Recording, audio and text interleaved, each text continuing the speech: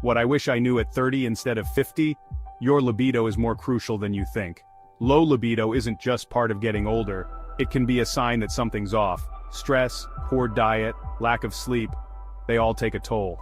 When your libido drops, your body might be crying out for help.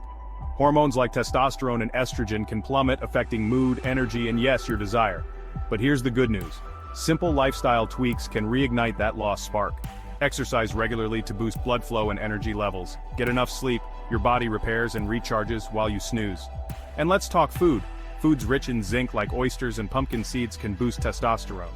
Dark chocolate isn't just tasty, it increases serotonin, which can improve your mood and desire. So, take action today. Feel like you're in your prime again. Comment below with any questions you have. Don't forget to subscribe, like, and share for more amazing tips. Stay vibrant, stay healthy.